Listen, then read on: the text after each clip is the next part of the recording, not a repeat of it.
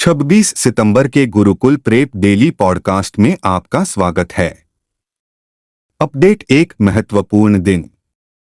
विश्व गर्भनिरोधक दिवस 26 सितंबर। विश्व गर्भनिरोधक दिवस प्रतिवर्ष 26 सितंबर को मनाया जाता है। गर्भनिरोधक एक जन्म नियंत्रण विधि है जो अवांछित गर्भधारण को रोकने के लिए आवश्यक है। यह पहली बार 2007 में 26 सितंबर को 10 अंतर्राष्ट्रीय परिवार नियोजन संगठनों द्वारा गर्भनिरोधक के बारे में जागरूकता फैलाने और जोड़ों को परिवार शुरू करने के बारे में सूचित निर्णय लेने में मदद करने के लिए मनाया गया था, ताकि हर गर्भावस्था वांछित हो। विश्व गर्भनिरोधक दिवस ऑनलाइन और ऑफलाइन अभियानों के माध्यम से दुनिया भर में मनाया जाता है, जो पूरी तरह से जनता तक पहुंचने पर ध्यान केंद्रित करता है। विश्व गर्भनिरोधक दिवस 2024 के लिए संयुक्त राष्ट्र जनसंख्या कोष की थीम सभी के लिए विकल्प, योजना बनाने की स्वतंत्रता, चुनने की शक्ति है। अपडेट। 2 महत्वपूर्ण दिन। विश्व पर्यावरण स्वास्थ्य दिवस 26 सितंबर। पर्यावरणीय स्वास्थ्य के महत्व के बारे में जागरूकता बढ़ाने और सभी जीवित जीवों की भलाई के लिए पर्यावरण की रक्षा और सुधार के उपायों की वकालत करने के लिए 26 सितंबर को विश्व पर्यावरण स्वास्थ्य दिवस प्रतिवर्ष मनाया जाता है। विश्व पर्यावरण स्वास्थ्य दिवस की स्थापना 2011 में international federation of environmental health (IFEH) द्वारा की गई थी। यह समग्र कल्याण को बढ़ावा देने में पर्यावरणीय स्वास्थ्य की महत्वपूर्ण भूमिका को उजागर करने और व्यक्तियों और समुदायों को पर्यावरण की रक्षा और संरक्षण के लिए कार्रवाई करने के लिए प्रोत्साहित करने के लिए बनाया गया था। विश्व पर्यावरण स्वास्थ्य दिवस 2024 का विषय पर्यावरणीय स्वास्थ्य, आपदा जोखिम न्यूनीकरण और जलवायु परिवर्तन शमन और अनुकूलन के माध्यम से लचीला समुदाय बनाना है। अपडेट। 3 अर्थव्यवस्था। SEBI ने रिलायंस होम फाइनेंस मामले में जय अनमोल अंबानी पर 1 करोड़ रुपए का जुर्माना लगाया। भारतीय प्रतिभूति और विनिमय बोर्ड SEBI ने रिलायंस होम फाइनेंस में कथित अनियमितताओं के लिए अनिल अंबानी के पुत्र जय अनमोल अंबानी पर 1 करोड़ रुपए का जुर्माना लगाया है। बाजार नियामक ने आरोप लगाया कि जय अनमोल ने GPCL सामान्य प्रयोजन कार्यशील पूंजी के पूरे ऋण और इन GPCL संस्थाओं द्वारा रिलायंस कैपिटल सहित रिलायंस ADAG समूह की अन्य कंपनियों को दिए गए ऋण के संबंध में उचित कार्य नहीं किया। SEBI ने कहा कि जय अनमोल ने वीजा कैपिटल पार्टनर्स को 20 करोड़ रुपए और एक्यूरा प्रोडक्शन प्राइवेट लिमिटेड को 20 करोड़ रुपए के असुरक्षित ऋण के लिए मंजूरी दी। अपडेट। 4 अंतर्राष्ट्रीय। श्रीलंका के राष्ट्रपति दिसानायके ने हरिनी अमरसूरिया को प्रधानमंत्री के रूप में चुना। राष्ट्रपति अनुराकुमारा दिसानायके ने सांसद और पूर्व शिक्षाविद हरिनी अमरसूरिया को श्रीलंका के प्रधानमंत्री के रूप में नियुक्त किया है, उनके अधीन 4 सदस्यीय मंत्रिमंडल के हिस्से के रूप में, जो 14 नवंबर को होने वाले संसदीय चुनावों तक नीति का नेतृत्व करेगा। श्रीलंका के 21 सितंबर के राष्ट्रपति चुनावों में श्री दिसानायके को देश के शीर्ष कार्यालय के लिए चुने जाने के बाद उन्होंने संसद सदस्य के रूप में इस्तीफा दे दिया और एक नेशनल पीपुल्स पावर (NPP) सदस्य ने उनकी जगह ली। 225 सदस्यीय विधानसभा में NPP गठबंधन के 3 सांसद हैं, जिनके आम चुनाव कराने की तैयारी के तहत जल्द ही भंग होने की उम्मीद है। अपडेट। 5 राष्ट्रीय। 3 दिन की सफल अमेरिका यात्रा के बाद दिल्ली लौटे PM मोदी। प्रधानमंत्री नरेंद्र मोदी अमेरिका की 3 दिवसीय यात्रा के बाद दिल्ली लौट आए। उनकी यात्रा प्रमुख वैश्विक कार्यक्रमों और विश्व नेताओं के साथ बैठकों में भागीदारी द्वारा चिह्नित की गई थी। अमेरिका में अपने प्रवास के दौरान PM मोदी ने अमेरिकी राष्ट्रपति जो बाइडेन के गृहनगर विल्मिंगटन, डेलावेयर में क्वाड लीडर्स समिट में भाग लिया। उन्होंने संयुक्त राष्ट्र के भविष्य के शिखर सम्मेलन में भी भाषण दिया और कई द्विपक्षीय बैठकें कीं।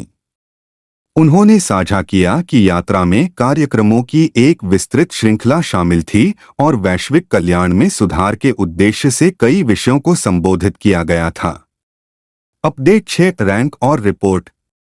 दलितों पर अत्याचार के मामलों में यूपी, राजस्थान, एमपी अव्वल। रिपोर्ट।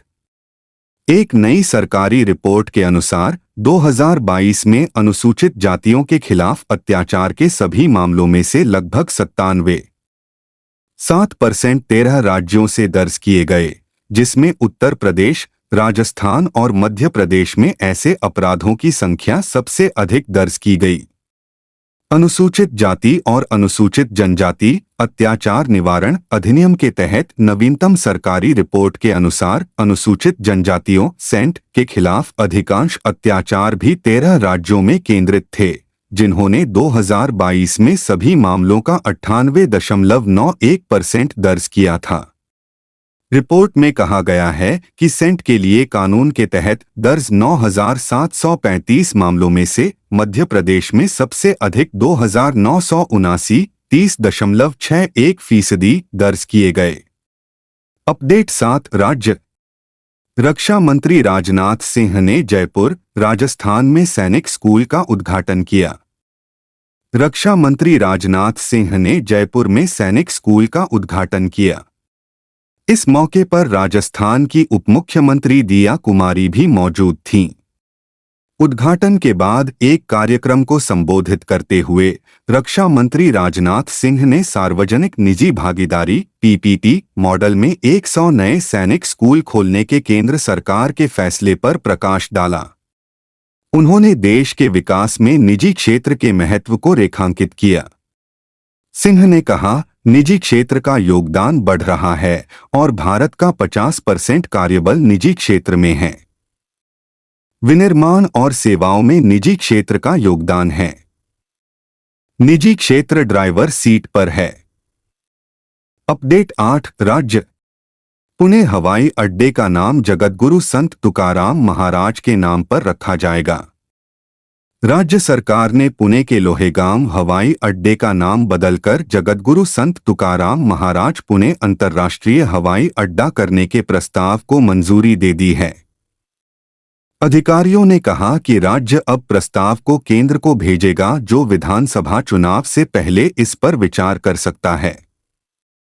पुणे के सांसद और नागरिक उड्डयन राज्य मंत्री मुरलीधर मोहोल ने अगस्त में संत तुकाराम के नाम पर हवाई अड्डे का नाम बदलने का प्रस्ताव दिया था। मोहोल ने भारतीय जनता पार्टी भाजपा की सत्तारूढ़ महायुति गठबंधन सरकार, मुख्यमंत्री एकनाथ शिंदे की शिवसेना और उपमुख्यमंत्री अजीत पवार के नेतृत्व वाली राष्ट्रवादी कांग्रेस पार्टी को धन्यवाद दिया। अपडेट 9 शिखर सम्मेलन और सम्मेलन। गोवा समुद्री संगोष्ठी 2024। गोवा समुद्री संगोष्ठी GMS 2024 के 5वें संस्करण की मेजबानी भारतीय नौसेना द्वारा सितंबर के 23 से 24, 2024 तक नेवल वॉर कॉलेज, गोवा के तत्वावधान में की गई थी। गोवा समुद्री संगोष्ठी का यह संस्करण नौसेना युद्ध कॉलेज के नए उद्घाटन अत्याधुनिक चोल भवन में आयोजित किया गया था। इस वर्ष के GMS संस्करण का विषय हिंद महासागर क्षेत्र में आम समुद्री सुरक्षा चुनौतियां, अवैध, अप्रतिबंधित एवं अनियमित मछली पकड़ने और अन्य अवैध समुद्री गतिविधियों जैसे मौजूदा खतरों को कम करने के प्रयासों में प्रगतिशील पद्धतियां था। गोवा समुद्री संगोष्ठी 24 ने IOR में समुद्री क्षेत्र में गैरपारंपरिक खतरों को संबोधित करने के लिए रणनीतियों पर चर्चा करने के लिए क्षेत्रीय हितधारकों को एक साथ लाया। अपडेट 10 शिखर सम्मेलन और सम्मेलन।